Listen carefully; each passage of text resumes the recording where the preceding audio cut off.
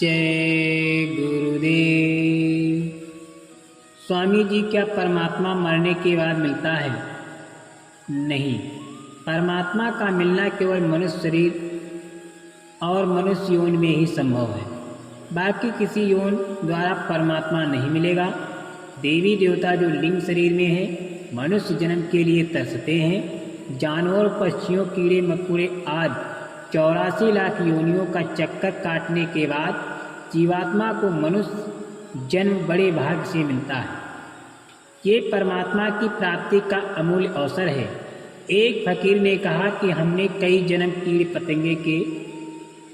पतंगों के, हाथी, मछली, मृग आदि के पाए हैं। कई जन्म पक्षियों और सांपों के मिले तथा कई जन्म घोड़ों, पशुओं, पेड़ पौधों के पाए। चिरकाल के बाद इस मनुष्य जन्म की बारी आई है। इसलिए मनुष्य जीवन की हर श्वास बेशकीमती है। कबीर साहब ने कहा कि श्वास श्वास पर नाम सुन ले, अवध घटे तन की, जगत में खबर नहीं पल की। स्वामी जी, सत्संगी कोई गलत काम करता है तो उसका सुधार कैसे होगा? गुरु ही सुधार कर सकता है। वो मना करेगा और कहेगा कि अब तक जो किया सो किया, आइंदा मत करना। गुरु अगर नाराज हो या डांट फटकार करे तो सत्संगी को बुरा नहीं मानना चाहिए, बल्कि पश्चाताप करे और मन में पक्का इरादा करे कि गुरु ने मना किया है, अब आगे नहीं करूँगा। गुरु जो हुक्म दे वही काम करना चाहिए। अगर ऐसा नहीं करता है तो वो सत्संगी नहीं है और न अभी शिष्य बना है। सुधार तो तभी होगा जब बात मानी जाएगी। गुरु के वचनों का उल्लंघन करके कोई भी शिष्य कहीं भी जाएगा, वहाँ काल उसकी खबर लेता है और दंड देता है। गुरु इस बात को समझते हैं और प्रयास करते हैं कि प्यार करके, डांट फटकार कर द्वारा यानी किसी प्रकार जीव संभल जाए, सुधर जाए, ताकि उसके आत्म कल्याण का रास्ता साफ रहे। स्वामी जी, ऊपर के लोगों की विद्या क्या है? शारीरिक विद्या अलग है और ऊपर के मंडलों की विद्या अलग अलग है। यहाँ तो भौतिक शरीर 5 तत्वों का है, जल, अग्नि, वायु, आकाश और पृथ्वी। इस आसमान के ऊपर लिंग शरीर है और वो 17 तत्वों का है। देवी देवताओं का लिंग शरीर है जो स्थूल विद्यमान जानता है। वो लिंग विद्या नहीं जान सकता। उसको लिंग विद्या जानने के लिए साधना करनी पड़ेगी और तब वो लिंग लोक में यानी स्वर्ग वैकुंठ में जाएगा तो वो लिंग विद्या को प्राप्त कर लेगा। सूक्ष्म विद्या अलग है जो स्वर्ग वैकुंठ के ऊपर है। जो आत्मा 17 तत्वों वाले शरीर से बंद है वो सूक्ष्म विद्या नहीं जान सकती, और जब वो सूक्ष्म मंडल में यानी ईश्वर के धाम में पहुंचेगी तब उसे सूक्ष्म विद्या का ज्ञान हो जाएगा। जो सूक्ष्म विद्या को जान लेगा वो कारण विद्या को नहीं समझ सकता। कारण लोग ईश्वर के लोक से ऊपर है और उसमें ब्रह्म बैठे हैं।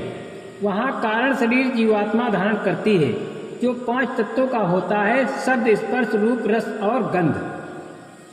लिंग विद्या स्वर्ग वैकुंठ में है।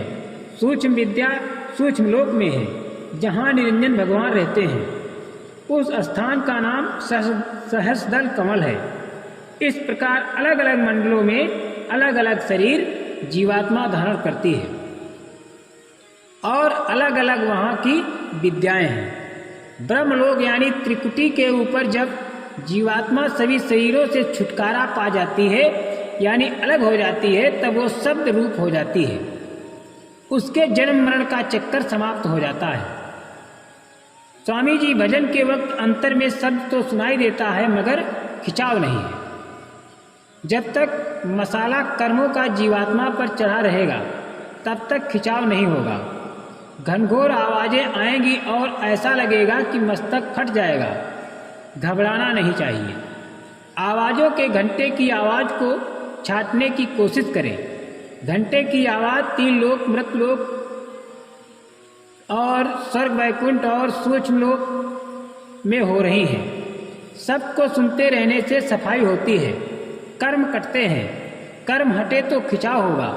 जब कर्म धुलते हैं तब अंतर का रास्ता साफ होता चला जाता है। जब आवाज़ें आने लगती हैं तब जीवात्मा तीनों गुणों से अलग हो जाती है। शब्द से प्यार होना जरूरी है, प्रेम, प्रतीति और विश्वास होना चाहिए। ऐसा होने पर दया हो जाती है। मन बहुत ऊंचे स्थान का रहने वाला है और वहाँ अपना स्थान छोड़कर यहाँ आया है। जब उसे अमृत पीने को मिलेगा तब वो चुप हो जाएगा।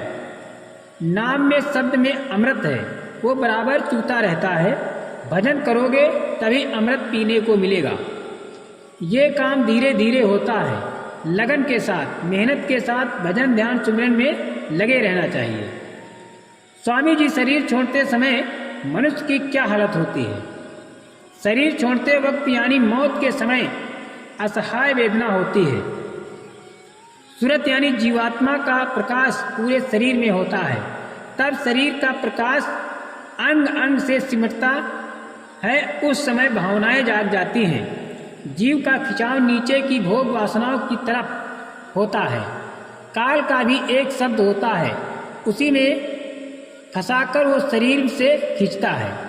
सूरत से सिमटाव के समय इसलिए पीड़ा होती है। संत सतगुरु जीवों को साधना इसलिए कराते हैं कि साधन में उनकी सूरत का सिमटाव जब चाहे तब हो जाए। तीसरे तिल तक की जिसकी सूरत का सिमटाव हुआ रहता है उसे तकलीफ नहीं होती। यमदूत आकर बता जाते हैं कि हम कल आपको लेने आएंगे। तब ये जीव सबको बता देता है कि कल अमुक समय पर हम चले जाएंगे और ठीक समय पर शरीर छोड़ देते हैं। दुखों का कारण ये भी होता है कि शुभ और अशुभ कर्मों का चक्र चलता रहता है। अशुभ कर्मों का चक्र चलता है और चलता हो और श्वास की अंतिम घड़ी हो तो उस जीव को दुखों में चिल्लाकर या नाना प्रकार की यातनाओं के साथ शरीर छोड़ना पड़ता है।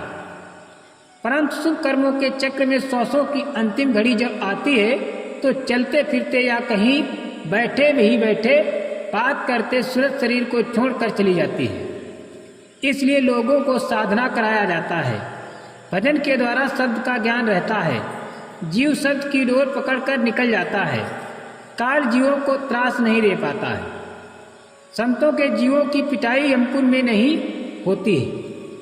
शरीर छोड़ने के समय और शरीर छोड़ने के पहले जीवों को कहाँ जाना है, यानी उनको कहाँ डाला जाएगा, इसका सब कागज तैयार रहता है कि समय पूरा होने पर इधर से निकालकर उधर डाल दिया जाए। स्वामी जी व्यस्तता के कारण भजन में नागा हो जाती, क्या करें। जैसे शरीर के लिए भोजन समय निकाल कर करते हो, उसके लिए समय सभी जरूरी काम छोड़ देते हो, उसी प्रकार साधन आत्मा का भोजन है। आत्मा की खुराक यदि उसे नहीं दोगे तो आत्म कल्याण का काम नहीं होगा। धर्म की स्थापना होने पर जमाना बदलेगा। देश में एक नई वैचारिक क्रांति उठ खड़ी होगी, महात्माओं के द्वारा और शाकाहारी प्रचार के द्वारा। जय गुरुदेव।